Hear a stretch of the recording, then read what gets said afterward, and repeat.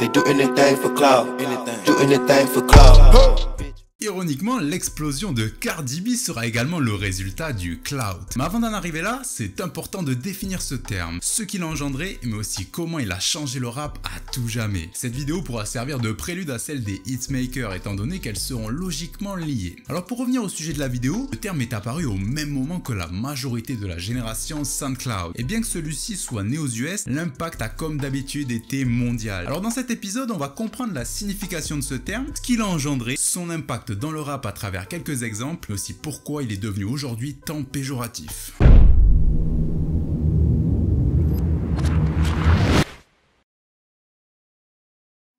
Avant de commencer cette vidéo, on voulait prendre le temps de vous parler d'un projet sur lequel on a pu travailler depuis des mois. La première édition de notre magazine papier, dans lequel vous pouvez trouver une interview de Taz Taylor, l'homme derrière Internet Money. Également des artistes tels que Juice WRLD ou encore Yann Dior. On vous en dit plus à la fin de la vidéo.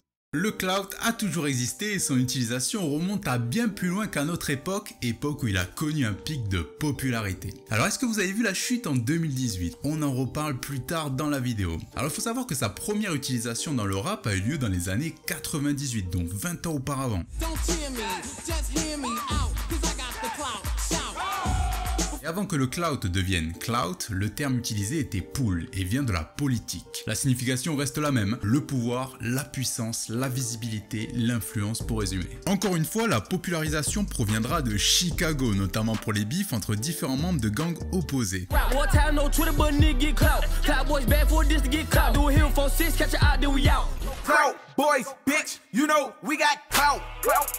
Alors en 2014, Twitter était vraiment utilisé par les rappeurs de Chicago qui n'hésitaient pas à s'embrouiller à la vue de tous. La police s'en servira même de preuve contre eux. Mais revenons à la courbe. Comme vous le voyez, ce n'est qu'à partir de 2016 qu'il a connu un pic d'utilisation. Et qu'est-ce qui s'est passé en 2016? Oui, encore eux, la nouvelle génération. Pour ceux qui ont vu la vidéo dédiée aux hitmakers ou à la génération SoundCloud, vous savez déjà de quoi je parle. Pour le reste, on va faire un petit résumé en quelques mots. Teinture, extraverti, féminisation, tatouages faciaux, mumble rap. Voilà ce qui définit à peu près cette génération et qui est à l'origine de l'explosion du terme clout à cette époque. Mais pourquoi allez-vous me dire? Pour la simple et bonne raison que ce qui prédomine à cette période est le nombre de followers et non pas la qualité de la musique. Les réseaux sociaux se sont installés dans notre vie et sont devenus le nouveau moyen pour les artistes de se mettre en avant. Excepté que le talent ne suffit plus, il faut bien plus que ça pour se démarquer. Mais ça n'a jamais été aussi simple que faire du rap de nos jours. Alors je m'explique. Avec YouTube, on peut trouver des instrumentales en quelques secondes. S'enregistrer chez soi avec un micro trouvé à 10 € sur Amazon, et même pour les mettre en ligne, on a SoundCloud, on a YouTube et ça prend que quelques minutes. Vous l'avez compris, le rap s'est ouvert à tous et même si à cette époque t'as le talent d'Eminem, si tu n'as pas de followers, si tu n'as pas de visibilité, tu resteras le Eminem de ton quartier. A contrario, si tu possèdes les followers et que ta musique est médiocre, eh bien tu peux devenir une superstar. C'est ça la puissance du clout. Pour se démarquer de la masse, les rappeurs vont miser sur un physique atypique et comme si ça ne suffisait pas, ils vont chercher de l'attention sur les réseaux sociaux.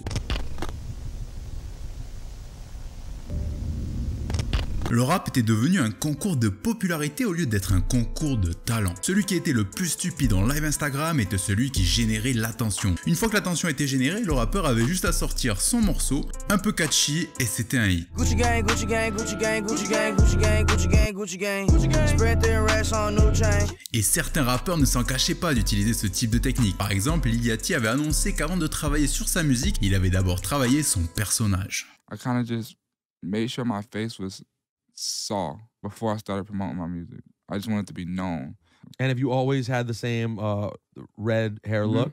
Yeah. So that was a since big high school. Okay, got it. So that helped. That was a big part of the brand early on. Exactly. Le personnage est quelque chose que va incarner l'artiste, c'est l'image qu'il va renvoyer, que ce soit musicalement ou visuellement. C'est quelque chose qui a toujours existé dans le rap, sauf qu'à cette époque, ça a pris un sens inverse. C'est d'abord le personnage, puis la musique. Par exemple, Eminem, c'est avec sa musique qu'il a créé son personnage de white boy trash, entre guillemets. Et à contrario, on a Bad Baby qui est devenu un mème vivant. Catch me outside, how about that? lui permettant d'être pris sous l'aile de Kodak Black avant de signer un contrat à plusieurs millions de dollars avec Atlantic Records à 14 ans. Et dans le même registre, on a Lil Ty qui a suivi ses pas. C'est à 9 ans, à peine 9 ans, qu'elle s'est fait remarquer sur les réseaux sociaux. Une fois le clout accumulé, elle comptait également sortir sa musique, mais elle a disparu des radars depuis. Et vu qu'on a déjà abordé les cas de Lil Pump et Lil Xan, penchons-nous sur deux autres cas, Cardi B et 6ix9ine. Vous connaissez tous le passé de Cardi B. Avant de se lancer dans le rap, c'était une stripteaseuse. Mais pas comme toutes les autres, c'était également une influenceuse Instagram connue pour ses vidéos où elle parlait de sa vie ou bien encore humoristique.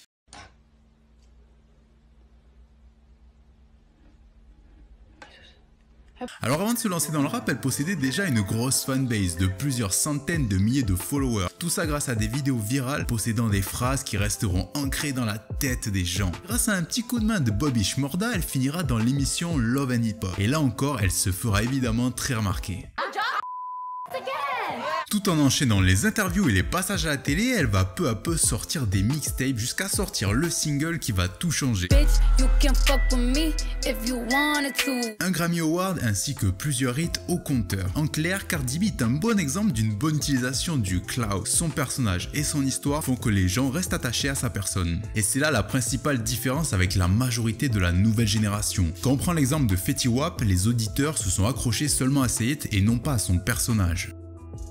Évidemment, comment évoquer le clout sans évoquer 6ix9ine? Ce rappeur est la personnification, c'est le mélange de toute la nouvelle génération en une seule personne. Et c'est grâce à sa maîtrise de la hype qu'il a fait de 2018 son année. Pas besoin de revenir sur son passé, des dizaines de vidéos existent, donc autant nous concentrer uniquement sur sa carrière musicale et sur son personnage. Alors depuis le début, 6ix9ine a été à la recherche de buzz jusqu'à l'incarner. Alors si on remonte avant la teinture et le reste, il faisait tout pour se faire remarquer, notamment en portant ce type d'habit ou bien avec ses tatouages 69 qui commençait à apparaître sur tout son corps. Et même dans la musique qu'il proposait, le but était de se faire remarquer, que ce soit en poussant sa voix au maximum ou même au niveau des visuels.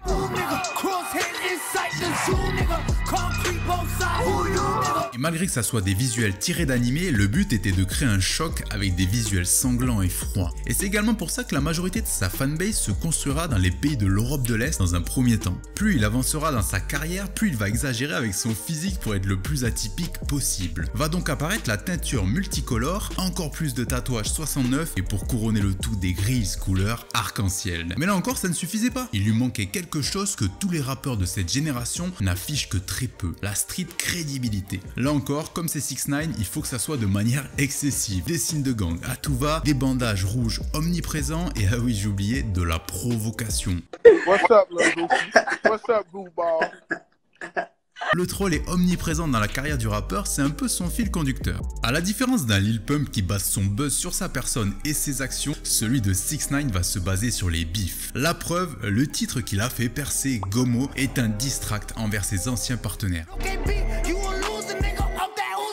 Alors commençons par Trippie Redd, ce son est le summum du troll. 6ix9ine va s'adresser à l'un des proches de Trippie sur une prod qu'il lui a envoyée. Et en plus de ça, il va sortir le morceau sans l'autorisation du producteur Pierre Bourne. Puis il va aussi s'attaquer à un autre ancien collègue, Sauce Moula, qui faisait partie du groupe Scum avec Zilla Kami. Bon, pas besoin de s'attarder sur cette phrase, je pense que vous avez tous compris. Mais après ce succès, 6ix9ine va continuer les attaques que ce soit en chanson ou bien via des vidéos Instagram. Fuck Chief Keef, fuck Lil Reese, fuck all them niggas. À chaque fois, 6ix9ine va s'attaquer à des hommes dangereux entre guillemets. Chief Keef et Lil Reese qui représentent Chicago dans l'esprit des gens, une représentation de la violence. Personne n'oserait s'attaquer à eux. Et pourtant, 6ix9ine va le faire. Donc quand il va le faire, il va être vu un peu comme un mec fou qui n'a peur de rien.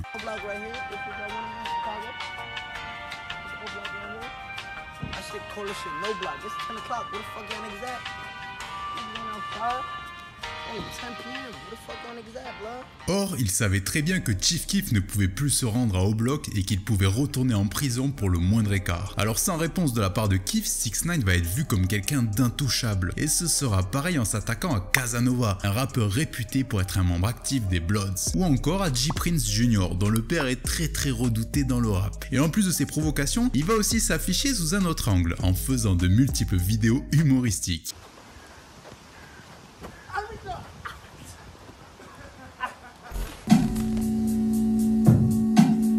6ix9ine sera présent partout, impossible de l'éviter jusqu'à son arrestation. Vous connaissez la suite, le FBI, la prison, le fait de balancer tout le monde, bref. Même à son retour, il sera acclamé comme un héros. Plus de 2 millions de spectateurs pour son premier live Instagram et des centaines de millions de vues sur le premier clip. Sauf que ce retour sera accompagné de problèmes, de manque de renouveau. Il est passé rapidement de l'incarnation du clout à un clout chaser. On abordera ce point dans la dernière partie. Et il va utiliser la même stratégie qu'avant qu'il entre en prison, sauf que ça deviendra forcément lassant, car même au niveau de sa musique, il n'y a eu aucun renouveau. Et en témoigne son dernier album qui s'est vendu à peine 50 000 exemplaires en première semaine. Et même s'il a disparu de la circulation à son retour, rien n'a changé. Il s'attaque à tout le monde pour obtenir un peu d'attention jusqu'au défunt King Von. Là encore une figure emblématique de Chicago réputée pour sa dangerosité.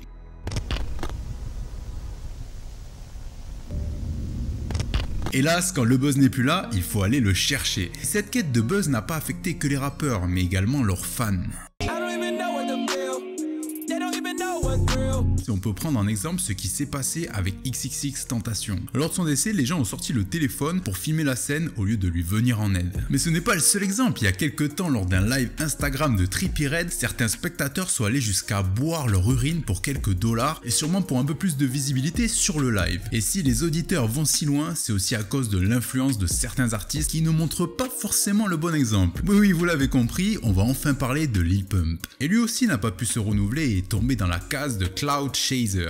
I need 40K people in here right now, and I'll drink oil. I'll drink oil right now on live.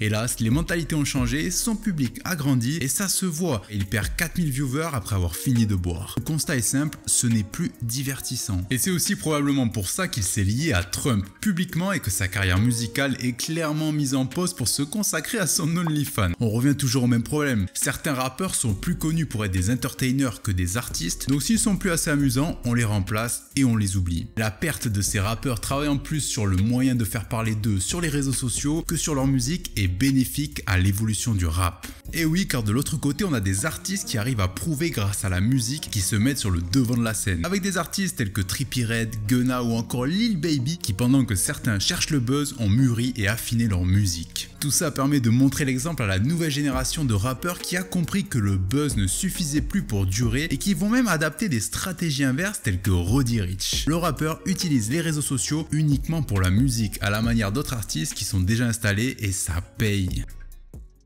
Hop hop hop, partez pas, on va vous parler de notre plus gros projet, notre magazine papier où vous pouvez retrouver 32 pages qui résument l'année 2020 du rap et de la culture urbaine. 2020 était une année assez particulière et du coup on pensait que c'était important d'en garder une trace. Voilà, donc si vous avez envie de vous procurer votre exemplaire en édition limitée, on vous laisse un petit lien dans la bio. Voilà, j'espère que ça vous aura plu, on se capte très vite, un prochain épisode, sur ce, prenez soin de vous, peace.